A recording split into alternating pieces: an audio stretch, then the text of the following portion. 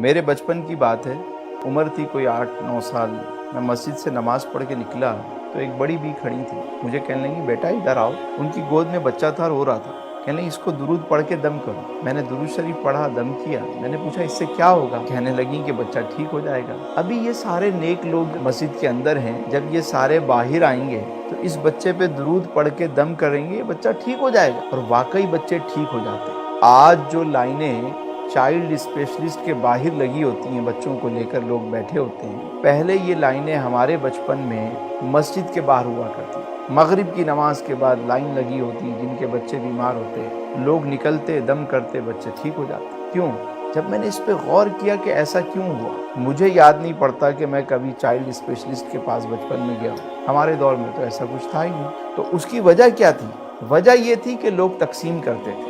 گھر میں تھوڑا سا سالن پکتا لیکن پڑوس میں تھوڑا سا ضرور بھیجا جاتا. گھر چھوٹے تھے لیکن دل کشادہ تھے. مہمان آ جاتے تو لوگ ایڈجسٹ کر لیتے تھے. ہم دیکھتے ہیں کہ لوگ تقسیم کرتے تھے. ایسا کیوں ہوتا تھا کہ سکون کیوں تھا، اطمینان کیوں تھا، لوگ بیمار کم ہوتے تھے؟ وجہ کیا تھی؟ وجہ یہ تھی کہ لوگ تقسیم کرتے تھے.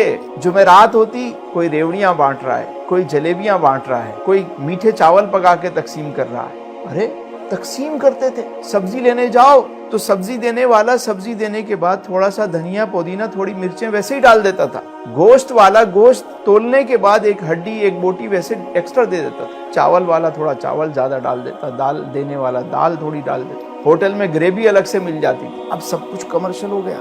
آدھا کلو کسی سے مانگو تو وہ 400 گرام دیتا ہے. اگر کسی سے 1 پاؤ مانگو تو 200 گرام ملتا ہے. ہر چیز کمرشل ہو گئی ہے.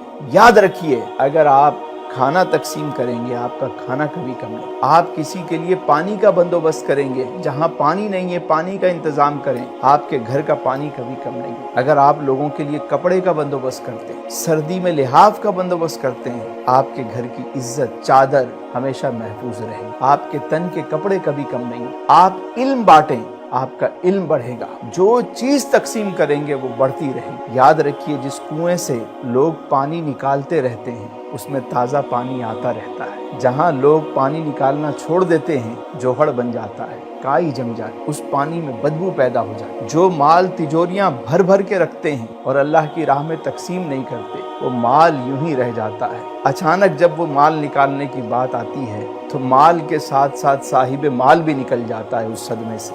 دیتے رہیں، آتا رہے گا، آتا رہے گا. دین کی بات پھیلانا صدقہ جاریہ ہے. ثواب کی نیت سے ویڈیو کو شیئر ضرور کیجیے. جزاک اللہ.